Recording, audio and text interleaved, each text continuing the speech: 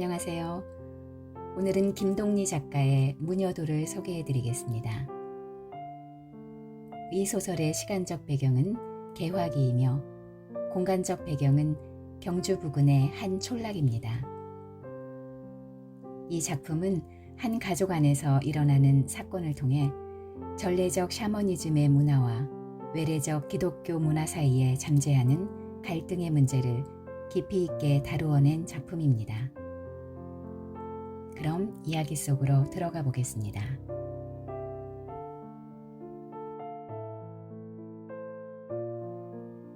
뒤에 물러누운 어둑어둑한 산, 앞으로 폭이 넓게 흐르는 검은 강물, 산마루로 들판으로 검은 강모리로 모두 쏟아져 내릴 듯한 파란 별들. 바야흐로 숨이 고비에 찬 이슥한 밤중이다. 강가 모래벌에 큰 차일을 치고 차일 속엔 마을 여인들이 자욱이 앉아 무당의 신하위가락에 취해 있다. 그녀들의 얼굴은 분명히 슬픈 흥분과 새벽이 가까워 온 듯한 피곤에 젖어 있다. 무당은 바야흐로 청승에 자지러져 뼈도 살도 없는 홀령으로 화한 듯 가벼이 쾌자락을 날리며 돌아간다. 이 그림이 그려진 것은 아버지가 장가를 들던 해라 하니 나는 아직 세상에 태어나기도 이전의 일이다. 우리 집은 날에 소위 유서 있는 가문으로 재산과 문벌로도 떨쳤지만 글하는 선비란 것도 우글거렸고 특히 진귀한 서화와 골동품으로서는 나라 안에서 손꼽힐 만큼 높이 일컬어졌었다. 그리고 이 서화와 골동품을 즐기는 취미는 아버지에서 다시 손자로 대대 가상과 함께 물려져 내려오는 가풍이기도 했다.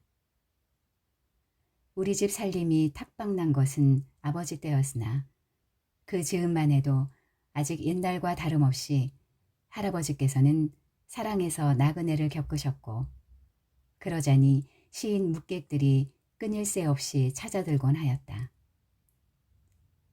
그 무렵이라 한다. 온종일 흙바람이 불어 뜰 앞엔 살구꽃이 터져 나오는 어느 봄날 어스름 때였다. 색다른 나그네가 대문 앞에 닿았다. 동저고리 바람에 페랭이를 쓰고 그 위에 명주 수건을 잘라맨 나이 한 50 가까이 되어배는 채수도 조그만 사내가 나귀 고삐를 잡고 서고 나귀에는 17쯤 나베는 낯빛이 몹시 파리한 소녀 하나가 안장 위에 앉아 있었다. 남자 하인과 그 상전의 따님 같아도 보였다. 그러나 이튿날 그 사내는 이 여아는 소인의 여식이 없는데 그림 솜씨가 놀랍다 하기에 대감의 문전을 찾았sab니다.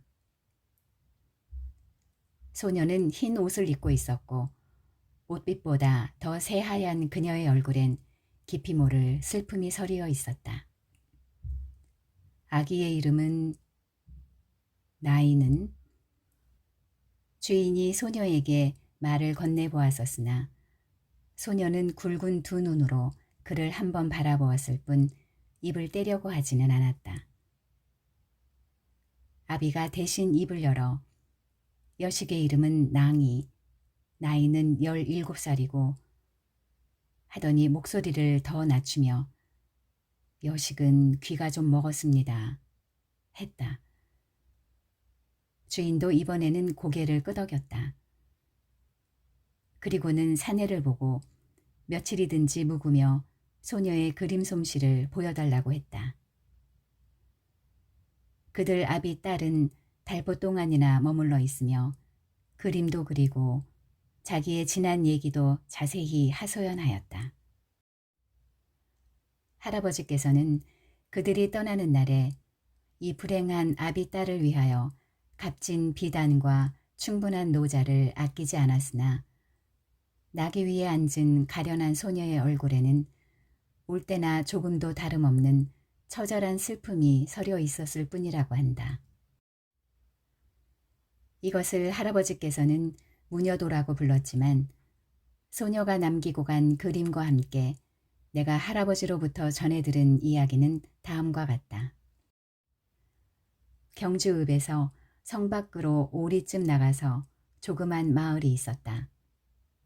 여민촌 혹은 집성촌이라고 불리는 마을이었다. 이 마을 한 구석에 모화라는 무당이 살고 있었다. 모화서 들어온 사람이라 하여 모화라 부르는 것이었다. 그것은 한 머리 찌그러져가는 묵은 기와집으로 지붕 위에는 기와버섯이 퍼렇게 뻗어올라 역한 흙냄새를 풍기고 집주인은 앙상한 돌담이 군데군데 헐린 채 옛 성처럼 꼬불꼬불 에워싸고 있었다. 이 돌담이 에워싼 안의 공지같이 넓은 마당에는 수채가 막힌 채 빗물이 괴는 대로 1년 내 시퍼런 물이끼가 뒤덮여 늘쟁이, 명아주, 강아지풀 그리고 이름 모를 여러 가지 잡풀들이 사람의 키도 묻힐 만큼 꺼멓게 엉기어 있었다. 그 아래로 뱀같이 길게 늘어진 지렁이와 두꺼비같이 늙은 개구리들이 구물거리며 움찔거리며 항시 밤이 들기만 기다릴 뿐으로 이미 수십 년 혹은 수백 년 전에 벌써 사람의 자취와는 인연이 끊어진 도깨비굴 같기만 했다. 이 도깨비굴같이 낡고 헐리인 집 속에 무녀 모화와 그 딸 낭이는 살고 있었다. 낭이의 아버지 되는 사람은 경주읍에서 70리가량 떨어져 있는 동해변 어느 길목에서 해물가게를 보고 있는데 풍문에 의하면 그는 낭이를 세상에 없이 끔찍이 생각하는 터이므로 봄가을철이면 분 잘 핀 다시마와 조촐한 꼭지미역 같은 것을 가지고 다녀가곤 한다는 것이었다.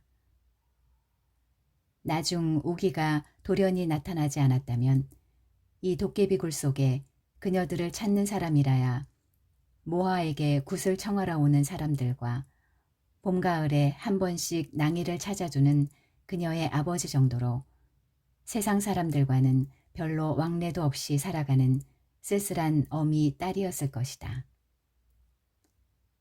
간혹 원근 동네에서 모화에게 굿을 청하러 오는 사람이 있어도 아주 방문 앞까지 들어서며 여보게 모화 있는가?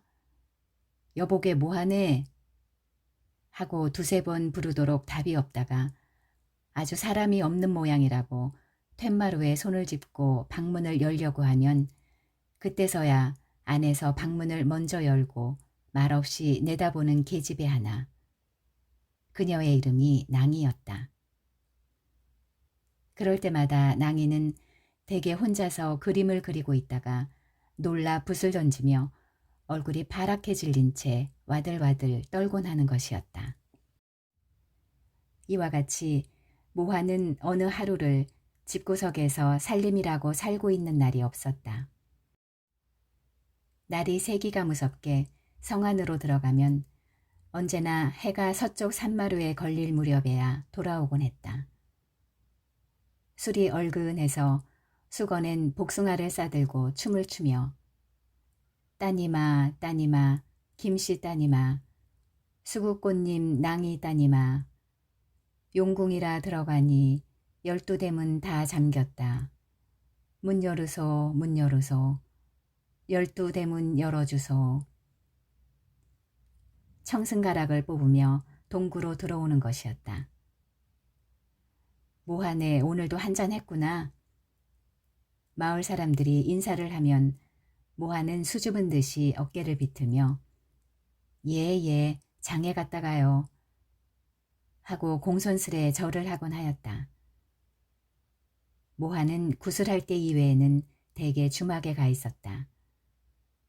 그만큼 모하는 술을 즐기었고 낭이는 또한 복숭아를 좋아하며 어미가 술에 취해 돌아올 때마다 여름 한철은 언제나 그녀의 손에 복숭아가 들려 있었다. 따님, 따님, 우리 따님. 모하는 집안에 들어서면서도 이렇게 가락을 붙여 낭이를 불렀다. 낭이는 어릴 때 나들이에서 돌아오는 어미의 품에 뛰어들어 젖을 빨듯 어미의 수건에 쌓인 복숭아를 받아먹는 것이었다. 모화의 말을 들으면 낭이는 수국 꽃님의 화신으로 그녀가 꿈에 용신님을 만나 복숭아를 하나 얻어먹고 꿈꾼 지 이래 만에 낭이를 낳은 것이라 했다. 그녀의 말에 의하면 수국 용신님은 따님이 12형제였다. 첫째는 달님이요, 둘째는 물님이요, 셋째는 구름님이요. 이렇게 12째는 꽃님이었는데 산신님의 12아드님과 혼인을 시키게 되어 달님은 햇님에게, 물님은 나무님에게, 구름님은 바람님에게 각각 차례대로 배혼을 정해 나가려니까 막내따님인 꽃님은 본시 연애를 좋아하시는 성미라 자기 차례가 돌아오기를 미처 기다릴 수 없어 11째 형인 열매님의 낭구님이 되실 새님을 가로채워 버렸더니 배필을 잃은 열매님과 나비님은 슬피 울며 제각기 용신님과 산신님께 호소한 결과 용신님이 먼저 크게 노하고 벌을 내려 꽃님의 귀를 먹게 하시고 수국을 추방하시니 꽃님에서 그만 복사꽃이 되어 봄마다 강가로 산기슭으로 붉게 피지만 새님이 가지에 와 아무리 제잘거려도 지금까지 귀가 먹은 채 말없는 벙어리가 되어 있는 것이라 한다. 모하는 주막에서 술을 먹다 말고 화랑이들과 어울려서 춤을 추다 말고 벼랑간 미친 것처럼 일어나 달아나곤 했다. 물으면 집에서 따님이 자기를 부르노라고 했다. 그녀는 수국 용신님께서 낭이 따님을 잠깐 자기에게 맡겼으므로 자기는 그동안 맡아 있는 것뿐이라고 했다. 그러므로 자기가 만약 이 따님을 정성껏 섬기지 않으면 큰어머님 되시는 용신님의 노염을 살까 두렵노라고 하였다. 낭이뿐 아니라 모하는 보는 사람마다 너는 나무 귀신의 화신이다. 너는 돌 귀신의 화신이다 하여 걸핏하면 칠성에 가 빌라는 등 용왕에 가 빌라는 등 했다. 모하는 사람을 볼 때마다 늘 수줍은 듯 어깨를 비틀며 절을 했다. 어린애를 보고도 부들부들 떨며 두려워했다. 때로는 개나 돼지에게도 아양을 부렸다. 그녀의 눈에는 때때로 모든 것이 귀신으로만 비친다는 것이었다. 그것은 사람뿐 아니라 돼지, 고양이, 개구리, 지렁이, 고기, 나비, 감나무, 살구나무, 부직갱이, 항아리, 섬돌, 집신, 대추나무까지, 제비구름, 바람, 불, 밥, 연기, 바가지, 다래끼, 솥, 숟가락, 호롱불. 이러한 모든 것이 그녀와 서로 보고 부르고 말하고 미워하고 시기하고 성내고 할 수 있는 이웃사람같이 보여지곤 했다. 그리하여 그 모든 것을 님이라 불렀다. 우기가 돌아온 뒤부터 이 도깨비 굴 속에는 조금씩 사람 냄새가 나기 시작했다. 부엌에 들어서기를 그렇게 싫어하던 낭이도 우기를 위하여는 가끔 밥을 짓는 것이었다. 그리고 밤이면 오직 컴컴한 어둠과 별빛만이 차있던 이 허물어져가는 기와집 처마 끝에도 희뿌연 종이 등불이 고요히 걸려지곤 했다. 우기는 모하가 아직 모하마을에 살 때 귀신이 집히기 전 어떤 남자와의 사이에서 생긴 사생아였다.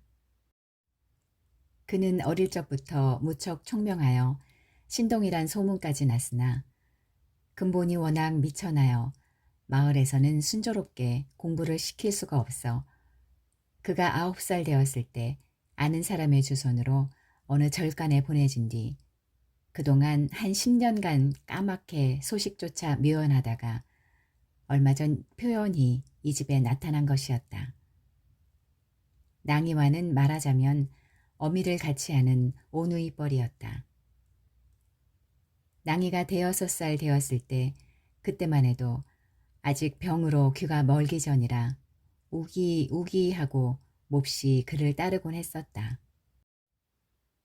그러던 것이 우기가 절간으로 떠난 지 얼마 되지 않아 낭이는 자리에 눕게 되어 꼭 3년 동안을 시름시름 앓고 나더니 그 길로 귀가 멀어버렸던 것이다. 그러나 귀가 어느 정도로 먹은지는 아무도 아는 사람이 없었다. 한두 번 그의 어머니를 향해 어눌하나마 우기 어디 가서? 이렇게 물은 적이 있다. 절에 공부하러 갔다. 어디 절에? 지림사 큰 절에. 그러나 이것은 거짓말이었다. 모화 자신도 사실인즉 우기가 어느 절에 가 있는지 통 모르고 있었고 다만 모른다고 하기가 싫어서 이렇게 머리에 떠오르는 대로 대답을 했을 뿐이었다. 모화는 장에서 돌아와 처음 우기를 보았을 때 그 푸른 얼굴에 난데없는 공포의 빛이 서리며 곧 어디로 달아날 것 같이 한참 동안 어깨를 뒤틀고 허둥거리다 말고 벼랑간 그 후리후리한 키에 긴 두 팔을 벌려 흡사 무슨 큰 새가 저희 새끼를 품듯 달려들어 우기를 안았다. 이게 누구고 이게 누구고 아이고 내 아들아 내 아들아. 모아는 갑자기 목을 놓고 울었다.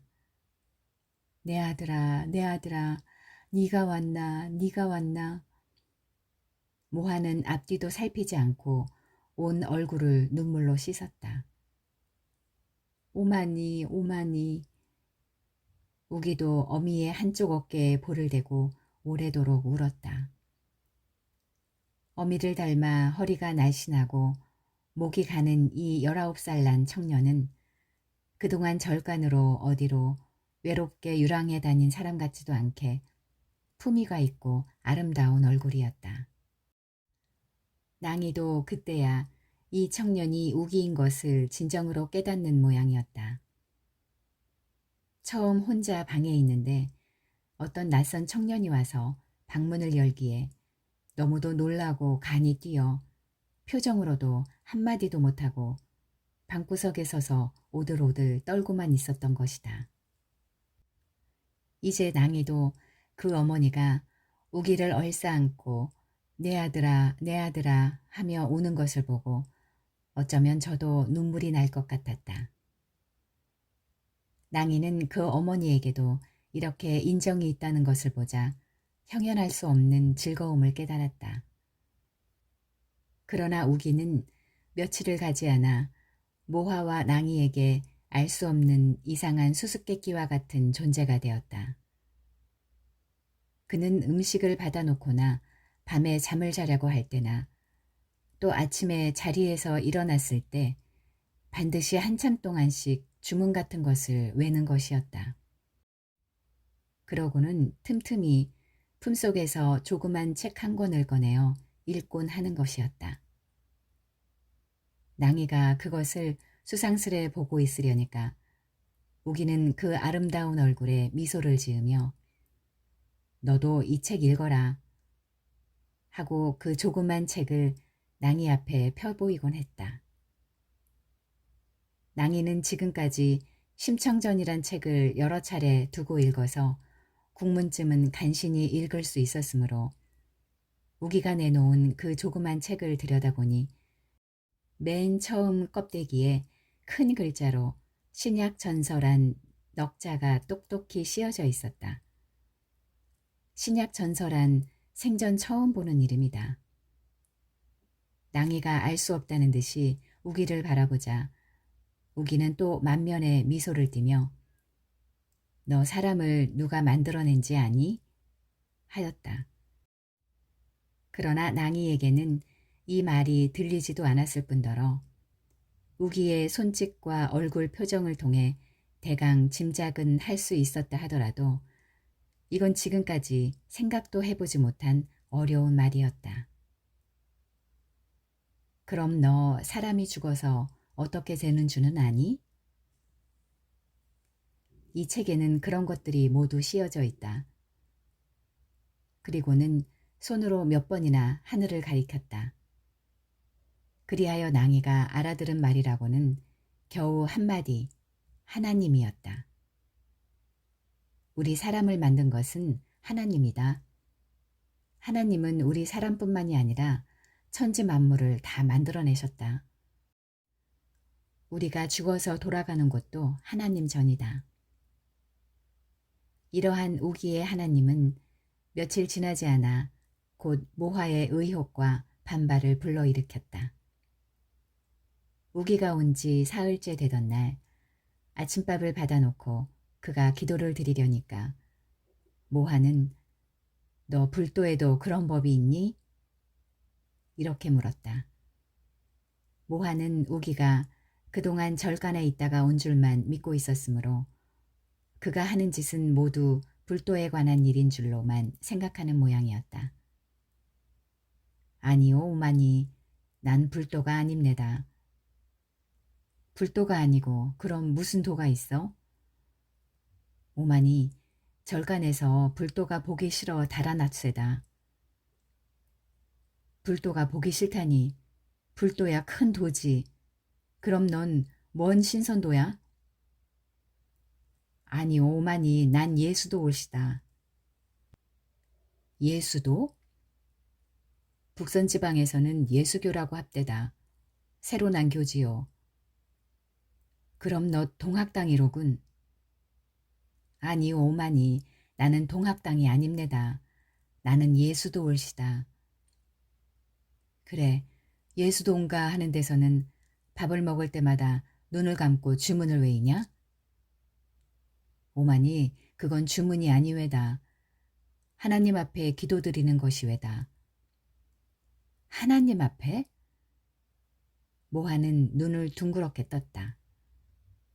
네, 하나님께서 우리 사람을 내셨으니깐요. 야, 너 잡기가 들렸구나. 모하의 얼굴은 순간 퍼렇게 질리었다. 그리고는 더 묻지 않았다. 다음 날 모하가 그 마을에 객기 들린 사람이 있어 물밥을 내주고 돌아오려니까 우기가 오마니 어디 갔다 오시나요? 하고 물었다. 저 박급장댁에 객귀를 물려주고 온다. 우기는 한참 동안 무엇을 생각하는 모양이더니 그럼 오마니가 물리면 귀신이 물러나갔댔까? 한다. 물러나갔기 사람이 살았지. 모하는 별소리를 다 듣는다는 듯이 대답했다. 그는 지금까지 이 경주고을 이론을 중심으로 수백 번의 푸닥거리와 구술하고 수천 명의 병을 고쳐왔지만 아직 한 번도 자기의 하는 굿이나 푸닥거리에 신령님의 감흥을 의심한다든가 걱정해 본 적은 없었다.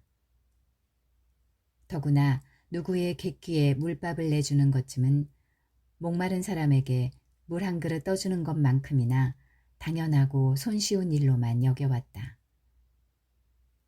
모화 자신이 그렇게 생각할 뿐 아니라 굿을 청하는 사람, 객기가 들린 사람 쪽에서도 그와 같이 믿고 있는 편이기도 했다. 그들은 무슨 병이 나면 먼저 의원에게 보이려는 생각보다 의례 모하에게 찾아갈 것으로 생각하는 것이었다. 그들의 생각에는 모하의 푸닥거리나 푸념이 의원의 침보다 약보다 훨씬 반응이 빠르고 효험이 확실하고 준비가 된 손쉬운 것이었다. 한참 동안 고개를 수그리고 무엇을 생각하고 있던 우기는 고개를 들어 그의 어머니의 얼굴을 똑바로 바라보며 오마니 이것 보시오. 마태복음 제9장 35절이올시다. 저희가 나갈 때에 사귀 들려 벙어리가 된 자를 예수께서 달려오매 사귀가 쫓겨나니 벙어리가 말하거늘. 그러나 이때 벌써 모하는 자리에서 일어나 방구석에 언제나 차려놓은 신주상 앞에 가서 신령님네 신령님네 동서남북 상하천지 날 것은 날아가고 길 것은 기어가고 머리거마 초로 인생 신랄 같은 이 목숨이 신령님네 품이길래 품속에 품았길래 대로같이 가옵내다 대로같이 가옵내다 부정한 손 물리치고 조촐한 손 받으실세 터주님이 터주시고 조왕님이 요주시고 성주님이 복주시고 칠성님이 명주시고 미륵님이 돌보셔서 신락 같은 이 목숨이 대로같이 가옵내다 탄탄대로같이 가옵내다. 모하의 두 눈은 보석같이 빛나고 강렬한 발작과도 같이 전신을 떨며 두 손을 비벼댔다. 푸념이 끝나자 신주상 위에 냉수 그릇을 들어 물을 머금더니 우기의 낫과 온몸에 확 뿜으며 어세 기시나 물러서라 여기는 영주 비로봉 상상봉에 깎아질린 돌배랑해 쉰길 청수해 너희 올 곳이 아니니라. 바른 손에 칼을 들고 왼손에 불을 들고 어세 잡기시나 썩 물러가라 퇴퇴 이렇게 외쳤다. 우기는 처음 어리둥절해서 모하에 푸념하는 양을 바라보고 있다가 이윽고 고개를 수그려 잠깐 기도를 올리고 나서 일어나서 잠자코 밖으로 나가버렸다.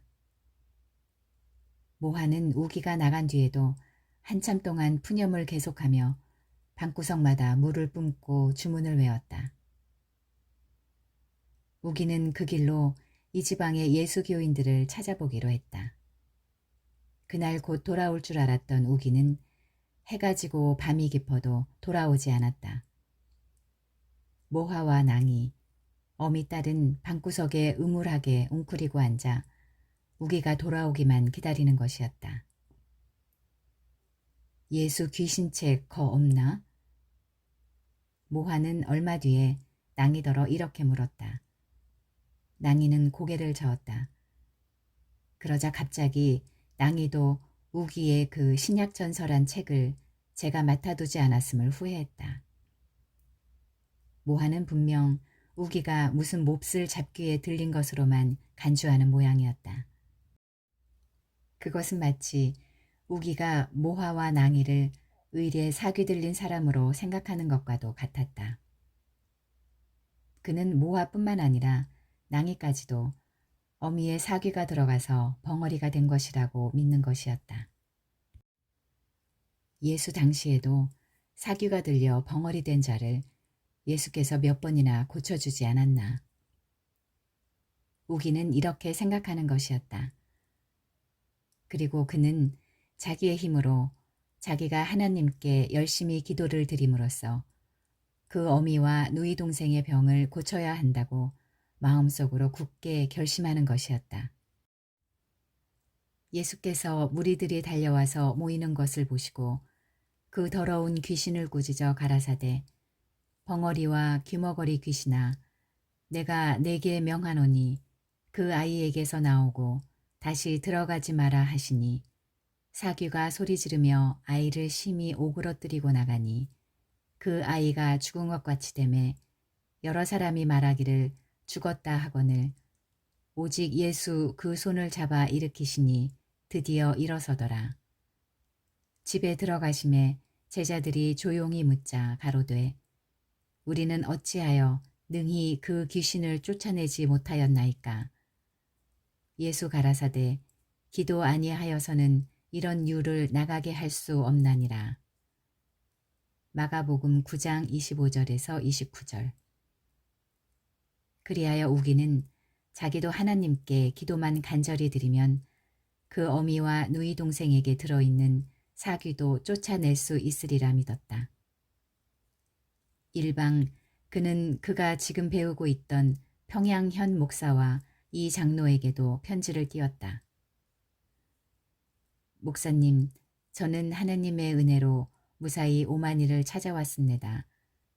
그러하오나 이 지방에는 오직 우리 주님의 복음이 전파되지 않아서 사기 들린 자와 우상 섬기는 자가 매우 많은 것을 볼 때 하루바삐 주님의 복음을 이 지방에 전파하도록 교회를 지어야 하겠습니다. 목사님께 말씀드리기는 매우 부끄러운 일이나 저의 오마니는 무당 사귀가 들려있고 저희 누이 동생은 귀머거리와 벙어리 귀신이 들려 있습니다.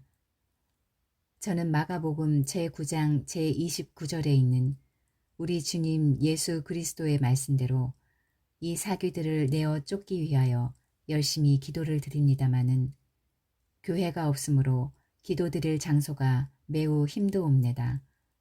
하루바삐 이 지방에 교회 되기를 하나님께 기도 올려주소서. 이현 목사는 미국 선교사로서 우기가 지금까지 먹고 입고 공부를 하게 된 것이 모두 그의 도움이었다. 우기가 15살까지 절간에서 중의 상저 노릇을 하고 있다가 그해 여름에 혼자서 서울 구경을 간다고 나선 것이 이리저리 유랑하여 16 되던 해 가을엔 평양까지 가게 되었고 거기서 그해 겨울 이 장로의 소개로 현 목사의 도움을 받게 되었던 것이다. 이번엔 우기가 평양서 어머니를 보러 간다고 하니까 현 목사는 우기를 불러놓고 이렇게 말했다. 지금부터 3년 동안 이 사람 고국 갈 것이오. 그때 만일 우기가 함께 가기 원한다면 이 사람 같이 미국 가게 될 것이오. 목사님 고맙습니다. 저는 목사님을 따라 미국 가기를 원합니다. 그러면 속히 모친 만나보고 오시오. 그러나 우기가 어머니의 집이라고 찾아온 곳은 지금까지 그가 살고 있는 현 목사나 이 장로의 집보다 너무나 딴 세상이었다. 그 명랑한 찬송가 소리와 풍금 소리와 성경 읽는 소리와 모여 앉아 기도를 올리고 맛난 음식을 향해 즐겁게 웃음 웃는 얼굴들 대신 군데군데 헐어져가는 돌담과 기와버섯이 퍼렇게 뻗어오른 묵은 기와집과 엉킨 잡초 속에 꾸물거리는 개구리, 지렁이들과 그 속에서 무당 귀신과 귀머거리 귀신이 각각 들린 어미 딸 2 여인을 보았을 때 그는 흡사 자기 자신이 무서운 도깨비굴에 홀려든 것이 아닌가 하고 새삼 의심이 들 지경이었다. 우기가 이 지방 예수 교인들을 두루 만나보고 집으로 돌아온 뒤부터 야릇하게 변해진 것은 낭이의 태도였다. 그 호리호리한 몸매와 종이장같이 희고 매끄러운 얼굴에 빛나는 굵은 2 눈으로 온종일 말 한마디 웃음 한번 웃는 일 없이 방구석에 틀어박혀 앉은 채 우기의 하는 양만 바라보고 있다가 밤이 되어 처마 끝에 희부연 종이 등불이 걸리고 하면 피에 줄인 싸늘한 손과 입술로 우기의 목덜미나 가슴팍으로 뛰어들곤 했다. 우기는 문득문득 목덜미로 가슴팍으로 낭이의 차디찬 손과 입술을 느낄 적마다 깜짝깜짝 놀라곤 하였으나 그녀가 까무러칠 듯이 사지를 떨며 다시 뛰어들자면 그도 당황히 낭이의 손을 쥐어주며 그 희부연 종이 등불이 걸려있는 처마 밑으로 이끌곤 했다. 낭이의 태도가 미묘해진 뒤부터 우기의 얼굴빛은 날로 창백해갔다. 그렇게 한 보름이 지난 뒤 그는 또 한 번 표현이 집을 나가고 말았다. 모화는 우기가 집을 나간 지 이틀째 되던 날 밤 문득 자리에서 일어나 앉으며 긴 한숨을 내쉬었다. 그러고는 곁에 누워있는 낭이를 흔들어 깨우더니 듣기에도 음울한 목소리로 우기가 언제 온다더누? 물었다. 낭이가 잠자코 있으려니까 왜 우기 저녁밥상은 보아두라고 했는데 없노? 하고 낭이더러 화를 내었다. 모화는 날이 갈수록 점점 더 초조한 빛으로 밤중마다 부엌에다 들기름 불을 켜고 부뚜막 위에 우기의 밥상을 차려놓고는 기도를 드리는 것이었다. 성주는 우리 성주, 칠성은 우리 칠성, 조왕은 우리 조왕, 비나이다 비나이다 신주님께 비나이다. 하늘에는 별, 바다에는 진주, 금은 같한 인의 장손, 관옥 같한 인의 방성, 산신해 명을 비라, 삼신해 수를 비라, 칠성해 복을 비라, 삼신해 덕을 비라, 조왕님전 요호를 타고 터준님전 제주 타니 하늘에는 별, 바다에는 진주, 삼신조왕 마다하고 아니오지 못하리라. 예수 귀신하 서역 10만리 굶주리던 불귀신아 탄다 헐헐 불이 탄다. 불귀신이 헐헐 탄다. 타고 나니 이내 방성 금은같이 앉았다가 삼신 찾아오는구나. 조왕 찾아오는구나. 모하는 혼자서 손을 비비고 절을 하고 일어나 춤을 추고 갖은 교태를 다 부리며 완연히 미친 것 같이 날뛰었다. 낭이는 방에서 부엌으로 난 봉창구멍에 눈을 대고 숨소리를 죽여 오랫동안 어미의 날뛰는 양을 지켜보고 있다가 벼랑간 몸에 한기가 들며 아래턱이 달달달 떨리기 시작하였다. 그는 미친 것처럼 뛰어 일어나며 저고리를 벗었다. 치마를 벗었다. 그리하여 어미는 부엌에서 딸은 방 안에서 한 장단 한 가락에 놀듯 어우러져 춤을 추곤 했다. 그러한 어느 새벽 낭이는 정신을 차리고 보니 발가벗은 알몸뚱이로 방바닥에 쓰러져 있는 그녀 자신을 발견한 일도 있었다. 두 번째 집을 나갔던 우기는 다시 얼굴에 미소를 띠며 그녀들 어미 딸 앞에 나타났다. 모하는 그때 마침 군 나갈 때 신을 새 신발을 신어보고 있었는데 우기가 오는 것을 보자 그 후리후리한 허리에 긴 팔을 벌려 새가 알을 품듯 그의 상반신을 얼싸안고 울기 시작했다. 이번엔 아무 푸념도 없이 오랫동안 우기의 목을 아는 채 잠자코 울기만 하는 것이었다. 언제나 퍼런 그 얼굴에도 이때만은 붉은 기운이 돌며 그 천연스런 몸짓은 조금도 귀신 들린 사람 같지 않았다. 오마니 나 방에 들어가 좀 쉬겠쇠다. 우기는 어미의 포옹을 끄르고 일어나 방에 들어가 누웠다.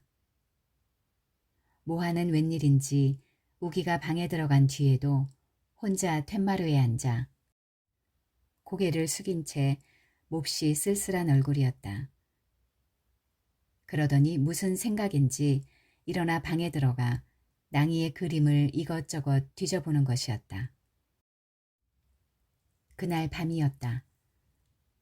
밤중이나 되어 우기가 잠결에 그의 품속에 언제나 품고 있는 성경책을 더듬어 보았을 때 품속에 허전함을 느꼈다. 그와 동시에 웅얼웅얼하며 주문을 외는 소리도 들려왔다. 자리에서 일어나 보았으나 품속에서 성경을 찾을 수는 없었다. 그리고 낭이와 우기 사이에 누워있을 그의 어머니는 보이지 않았다. 그는 어떤 불길하고 무서운 예감에 몸이 부르르 떨리었다. 바로 그때였다. 그의 귀에는 땅속에서 귀신이 우는 듯한 웅얼웅얼하는 주문을 외듯한 소리가 좀 더 또렷이 들려왔다. 다음 순간 그는 거의 무의식적으로 방에서 부엌으로 난 봉창구멍에 눈을 갖다 대었다. 서역 10만리 굶주린 불귀신아 한쪽 손에 불을 들고 한쪽 손에 칼을 들고 이리 가니 산신님이 예에 계신다. 저리 가니 용신님이 예에 계신다. 칠성이라 돌아가니 칠성님이 예에 계신다. 구름 속에 새어간다. 바람 속에 묻혀간다. 구름님이 예에 계신다. 바람님이 제에 계신다. 용궁이라 당도하니 12대문 잠겨있다. 첫째 대문 두드리니 사천왕이 뛰어나와 종발룸 부릅뜨고 주석 철퇴에 높이 든다. 둘째 대문 두드리니 붉게 두쌍 튀어나와 꽃불은 수놈이 낼룽 불씨는 암놈이 낼룽. 셋째 대문 두드리니 묽게 두쌍 뛰어나와 수놈이 멍멍 꽃불이 죽고 암놈이 맹맹 불씨가 죽고. 모하는 소복 단장에 쾌자까지 두르고 온갖 몸짓 가진 교태를 다 부려가며 손을 비비다 절을 하다 덩식거리며 춤을 추다 하고 있다. 부뚜막 위에는 깨끗한 접시 불들기름 불이 켜져 있고 그 아래 차려진 소반 위에는 냉수 한 그릇과 흰 소금 한 접시가 놓여 있을 따름이다. 그리고 그 곁에는 지금 막 그 마지막 불꽃이 나불거리고 난 새빨간 파란 연기 한 오리가 오르는 신약전서의 두꺼운 표지는 한 머리 이미 파리한 재가 되어 가고 있었다. 모하는 무엇에 도전이나 하는 것처럼 이가에 야릇한 냉소까지 띠며 소반에 얹힌 접시에 소금을 집어 연기마저 사라진 새까만 재 위에 뿌렸다. 서역 10만리 예수 귀신 돌아간다. 당산에 가 노자 얻고 관묘에 가 신발 신고 두 귀에 방울 달고 방울소리 발맞추어 재 넘고 개울 건너 잘도 간다. 인제 가면 언제 볼꼬 발이 아파 못 오겠다. 춘삼월에 다시 오랴 배가 고파 못 오겠다. 모하의 음성은 마주 앉은 향기를 풍기며 온 피부에 스며들었다. 그 보석 같은 두 눈의 교태와 쾌자자락과 함께 나부끼는 손짓은 이제 차마 더 볼 수 없게 우기의 심장을 쥐어짜는 것이었다. 우기는 가위 눌린 사람처럼 간신히 긴 숨을 내쉬며 뛰어 일어났다. 다음 순간 자기도 모르게 방문을 뛰어나온 그는 부엌문을 박차고 들어가 소반 위에 차려놓은 냉수 그릇을 집어들려 하였다. 그러나 그 냉수 그릇을 집어들기 전에 모하의 손에는 식칼이 번득이고 있었고 모하는 우기와 물그릇 사이에 식칼을 두르며 조용히 춤을 추고 있는 것이었다. 어세 귀신아 물러서라. 너 이제 보아하니 서역 10만리 굶주린 잡귀신아. 여기는 영주 비루봉 상상봉해 깎아지른 돌벼랑에 쉰길 청수해 엄나무 발에 너희 올 곳 아니다. 바른 손에 칼을 들고 왼손에 불을 들고 어세 서역 잡귀신아 썩 물러가라. 이때 모하는 분명히 식칼로 우기의 면상을 겨누어 치려 하였다. 순간 우기는 모하의 칼날을 왼쪽 뒷전에 느끼며 그의 겨드랑이 밑을 돌아 소반 위에 차려놓은 냉수 그릇을 들어서 모하의 낯에다 그릇째 끼얹었다. 이 서슬에 불이 기울어져 봉창에 붙었다. 우기는 봉창에서 방 안으로 불어들어가는 불길을 잡으려고 부뚜막 위로 뛰어올랐다. 그러자 물그릇을 뒤집어 쓰고 분노에 타는 모하는 우기의 뒤를 쫓아 칼을 두르며 부뚜막으로 뛰어올랐다. 봉창에서 방 안으로 붙어 들어가는 불길을 덮쳐 끄는 순간 뒷등 허리가 찌르르하여 몸을 휙 돌이키려 할 때 이미 피투성이가 된 그의 몸은 허옇게 이를 악물고 웃음 웃는 모하의 품속에 안겨져 있었다. 우기의 몸은 머리와 목덜미와 등허리에 3군데 상처를 입었다. 그러나 우기의 병은 이 3군데 칼로 맞은 상처만이 아니었다. 그는 날이 갈수록 갈비뼈가 앙상하게 드러나고 두 눈자위가 패어 들어가기 시작했다. 모하는 우기의 병간호에 남은 힘을 다하여 그가 원하는 것이 있으면 낮과 밤을 헤아리지 않고 뛰어갔다. 가끔 우기를 일으켜 앉히어서 자기의 품에 안아도 주었다. 물론 약도 쓰고 굿도 하고 주문도 외웠다. 그러나 우기의 병은 낫지 않았다. 모하는 우기의 병간호에 열중한 뒤부터 굿에는 그만큼 신명이 풀린 듯 하였다. 누가 굿을 청하러 와도 아들의 병을 핑계로 대개 거절을 했다. 그러자 모하의 굿이나 푸념의 반응이 이전과 같이 신통하지 않다고들 하는 사람이 하나둘씩 생기기도 했다.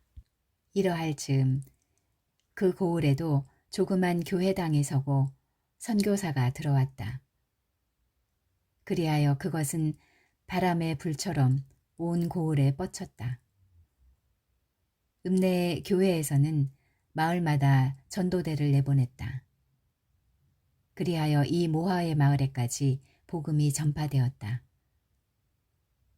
여러 부모 형제자매 우리 서로 보게 된 것 하느님 앞에 감사드릴 것이오. 하나님 우리 만들었소. 매우 사랑했소. 우리 모두 죄인이 올시다. 우리 마음속 매우 흉악한 것뿐이오. 그러나 예수 우리 위해 십자가에 못 박혔소. 그러므로 예수 그리스도 믿음으로 우리 구원을 받을 것이오. 우리 매우 반가운 뜻으로 찬송할 것이오. 하느님 앞에 기도드릴 것이오. 두 눈이 파랗고 콧대가 칼날 같은 미국 선교사를 보는 것은 원숭이 구경보다도 재미나다고들 하였다. 돈은 한 푼도 안 받는다. 가자. 마을 사람들은 떼를 지어 모여들었다. 이 마을 방영감내 이종사촌 손자 사위요. 선교사와 함께 온 양조사 부인은 집집마다 신방하여 가로되 무당과 판수를 믿는 것은 거룩거룩하시고 절대적 하나밖에 없는 우리 하나님 아버지께 죄가 됩니다. 무당이 무슨 능력이 있습니까? 보십시오. 무당은 썩어빠진 고목나무나 듣도 보도 못하는 돌미륵한테 빌고 절을 하지 않습니까? 판수가 무슨 능력이 있습니까? 보십시오. 제 앞도 못 보아 지팽이로 더듬거리는 그가 어떻게 눈밝은 사람을 구원할 수 있겠습니까? 우리 인생을 만든 것은 절대적 하나밖에 없는 하나님 아버지 올시다.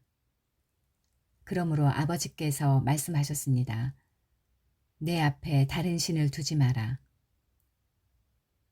이리하여 하나님 아버지의 외아들 예수 그리스도가 온갖 사기 들린 사람, 문둥병 든 사람, 안진뱅이, 벙어리, 귀머거리 고친 이야기가 한정없이 쏟아진다.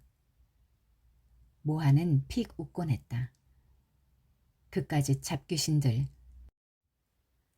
그러나 그들의 비방과 저주는 뼈골에 사무치는 듯 그녀는 징을 울리고 꽹과리를 치며 외쳤다. 어쌔깃이나 물러서라. 당대 고충년에 얻어먹던 잡깃이나 네 어희 모화를 모르느냐.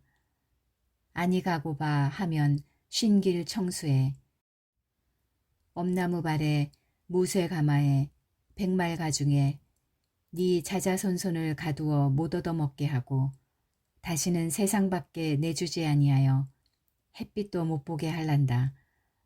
어쌔깃이나 썩 물러가라. 서역 10만리로 꽁무니 불을 달고 두 귀에 방울 달고 왈강달강 왈강달강 벼락같이 떠나거라. 그러나 예수 귀신들은 결코 물러나지 않았을 뿐 아니라 점점 늘어만 갔다. 게다가 옛날 모하에게 굿과 푸념을 빌러 다니던 사람들까지 하나둘씩 모두 예수 귀신이 들리기 시작하였다. 이러는 동안 서울서 또 부흥 목사가 내려왔다. 그는 기도를 드려서 병을 고치는 능력이 있다 하여 온 고을 마을 사람들이 모여들기 시작하였다. 그가 병자의 머리 위에 손을 얹고 이 죄인은 저의 죄로 말미암아 심히 괴로워하고 있사옵니다 하고 기도를 올리면 여자들이 월수병 대하층쯤은 대개 죄 씻음을 받을 수 있었다.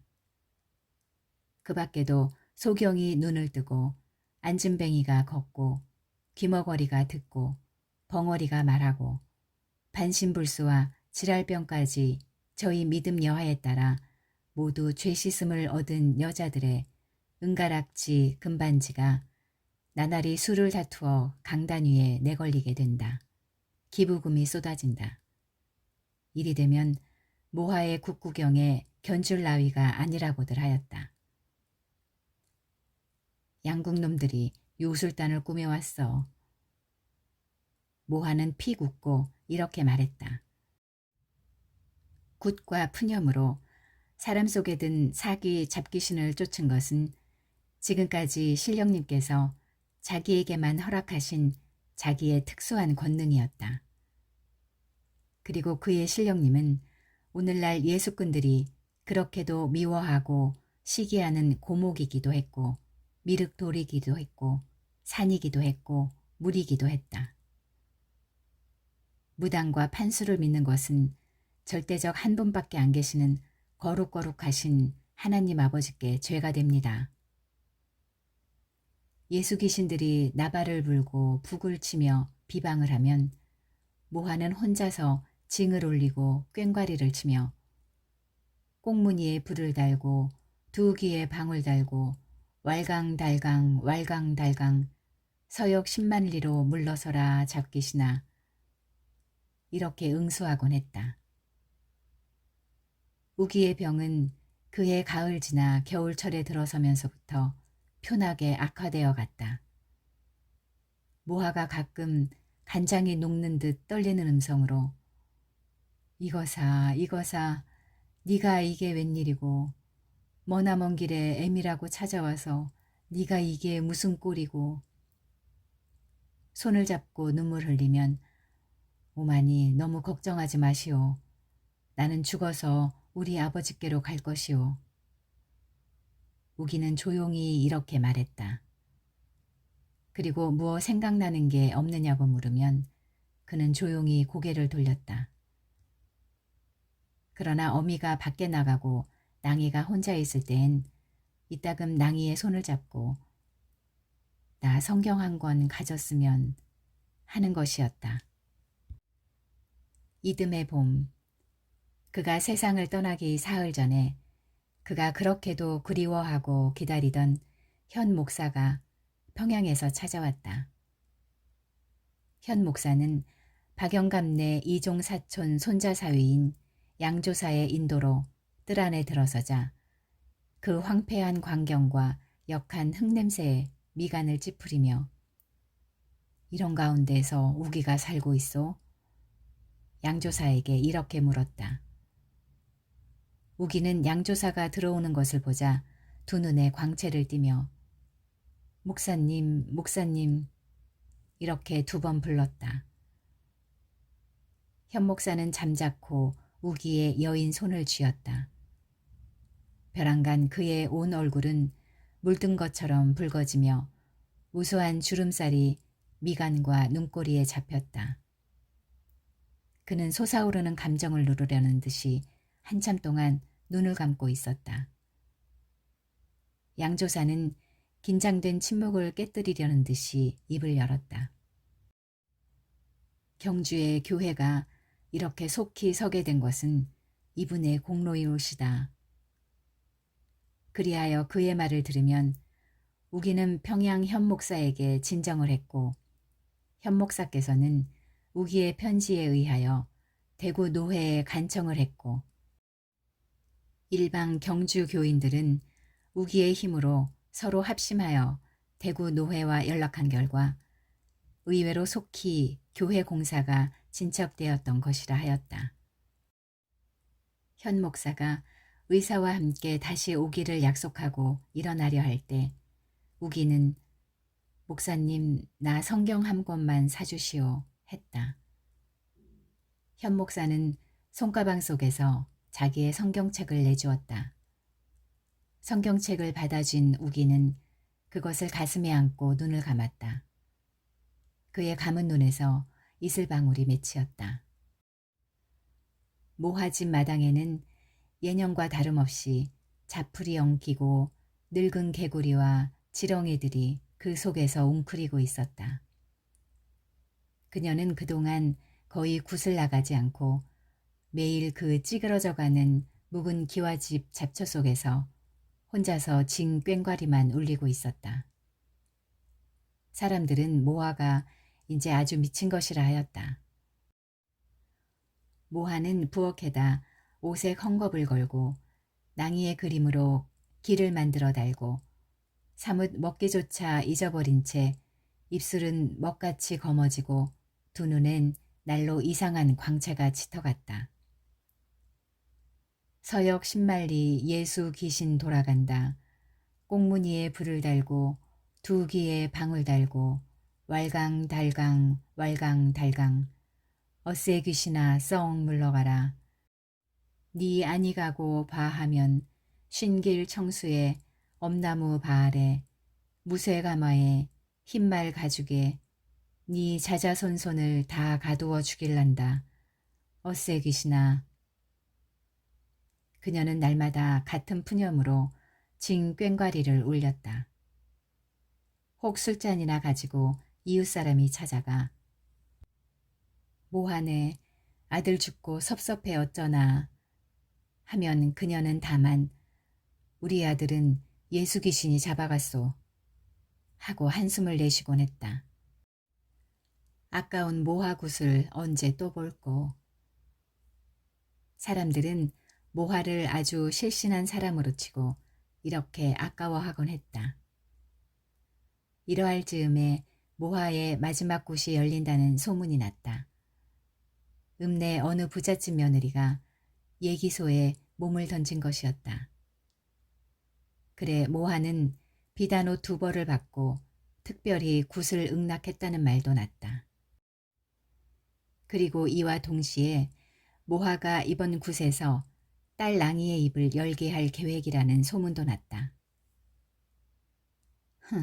예수 귀신이 진짠가 신령님이 진짠가 두고 보지.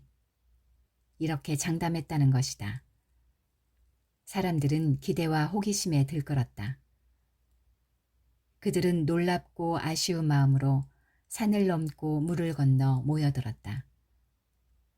굿이 열린 백사장 서북쪽으로는 검푸른 솟물이 깊은 비밀과 원한을 품은 채 조용히 굽이 돌아 흘러내리고 있었다. 명주꿀이 하나 들어간다는 이 깊은 소에는 해마다 사람이 하나씩 빠져 죽기 마련이라는 전설이 있었다. 백사장 위에는 수많은 엿장수, 떡장수, 술가게, 밥가게들이 포장을 치고 혹은 거적을 두르고 득실거렸고 그 한복판 큰 차일 속에서 굿은 벌어져 있었다. 청사, 홍사, 녹사, 백사, 황사의 오색사 초롱이 꽃송이같이 여기저기 차일 아래 달리고 그 초롱불 밑에서 떡시루, 탁주동이, 돼지 통샘이 들이온 시루, 온동이, 온마리째 놓인 대감상, 무더기 쌀과 타래실과 곶감꽃이, 두부를 놓은 제석상과 삼색 실과의 백설기와 소채 소탕의 자반, 유가들을 차려놓은 미륵상과 12가지 산채로 된 산신상과 12가지 해물을 차린 용신상과 음식이란 음식마다 한 젓씩씩 놓은 골목상과 냉수 한 그릇만 놓은 모화상과 이번에도 여러 가지 크고 작은 전물상들이 쭉 늘어놓아져 있었다. 이날 밤 모화의 얼굴에는 평소에서 볼 수 없던 정숙하고 침착한 빛이 서려 있었다. 어제같이 아들을 잃고 또 새로 들어온 예수교도들로부터 가지각색 비방과 구박을 받아오던 그녀로서는 의아스러우리만큼 새침하게 가라앉아 있어 전날 달밤으로 산에 기도를 다닐 적의 얼굴을 연상케 했다. 그녀는 전날과 같이 여러 사람 앞에서 아양을 부리거나 수선을 떨지도 않았다. 그러나 그녀는 그 호화스러운 전물상들을 둘러보고도 만족한 빛을 한번 띠지 않고 도리어 비웃듯이 입을 삐죽거렸다. 더러운 년들, 전물상만 잘 차리면 그만인가? 입 밖으로 내어놓고 빈정거리기까지 하였다. 그러자 그 자리에서는 모화가 오늘 밤 새로운 귀신이 집힌다고들 수군거리기 시작했다. 그 가운데 한 여자가 돌연히 죽은 김씨의 혼이 덮였군 하자 다른 여자들도 바로 그 김씨가 들렸디야. 저 청승맞도록 정숙하고 새침한 얼굴 좀 봐라. 그리고 모한애가 본디 어디 저렇게 이뻤나? 아주 김씨를 덮어 썼구먼. 이렇게들 수군댔다. 이와 동시 한쪽에서는 오늘 밤 굿으로 어쩌면 정말 랑이가 말을 하게 될 게라는 얘기도 퍼졌고 또 한쪽에서는 랑이가 누구 아이인지는 모르지만 배가 불러있다는 풍설도 돌았다. 하여간 이 여러 가지 소문들이 오늘 밤 굿으로 해결이 날 것이라고 막연히 그녀들은 믿고 있는 것이었다. 모하는 김씨 부인이 처음 태어났을 때부터 물에 빠져 죽을 때까지의 사연을 한참씩 넋두리 하다가는 전학들의 젖대, 피리, 해금에 맞추어 춤을 덩실거렸다. 그녀의 음성은 언제보다도 더 구슬펐고 몸뚱이는 뼈도 살도 없는 율동으로 화한 듯 너울거렸고 취한 양, 어리 빠진 양, 구경하는 여인들의 숨결은 모하의 쾌자락만 따라 오르내렸다. 모하의 쾌자락은 모하의 숨결을 따라 나부끼는 듯했고 모하의 숨결은 한많은 김씨 부인의 홀령을 받아 청승에 자지러진 채 비밀을 품고 조용히 굽이 돌아 흐르는 강물과 함께 자리를 옮겨가는 하늘의 별들을 삼킨 듯했다. 밤중이나 되어서였다. 혼백이 건져지지 않는다는 것이었다. 화랑이들과 작은 무당들이 몇 번이나 초망자줄에 밥그릇을 달아 물속에 던져도 밥그릇 속에 죽은 사람의 머리카락이 들어오지 않는 것으로 보아 김씨가 초혼에 응하질 않는 모양이라 하였다. 작은 무당 하나가 초조한 낯빛으로 모하의 귀에 입을 바짝 대며 여태 혼백을 못 건져서 어떡해 하였다. 모하는 조금도 서둘지 않고 오히려 당연하다는 듯이 손수 넉대를 잡고 물가로 들어섰다. 초망자 줄을 잡은 화랑이는 넉대가 가리키는 방향으로 이리저리 초혼 그릇을 물속에 굴렸다. 일어나소 일어나소 33살 월성 김씨 대주부인 방성으로 태어날 때 칠성의 복을 빌어.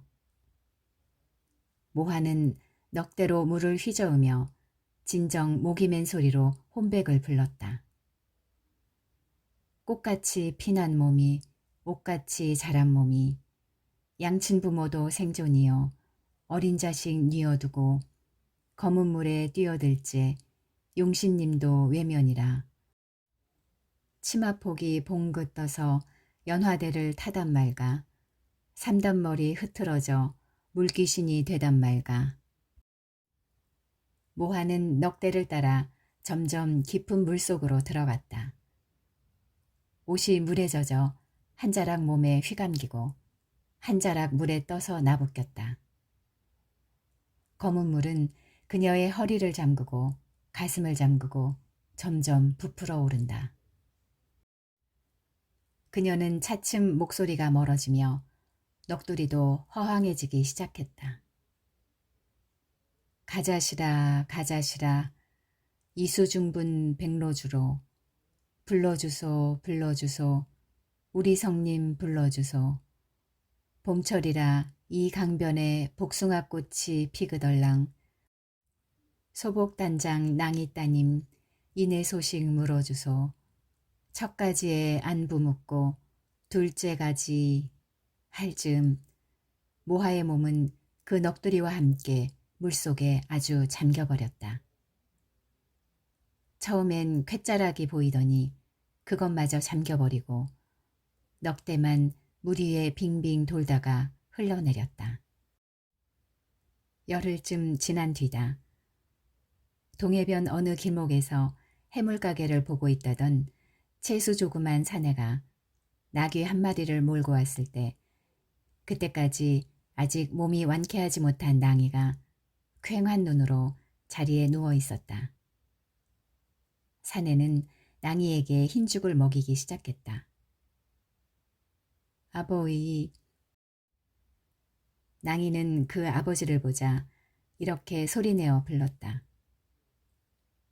모하의 마지막 굿이 떠돌던 예언대로 영검을 나타냈는지 그녀의 말소리는 전에 없이 알아들을 만도 했다. 다시 열흘이 지났다. 여기 타라. 사내는 손으로 나귀를 가리켰다.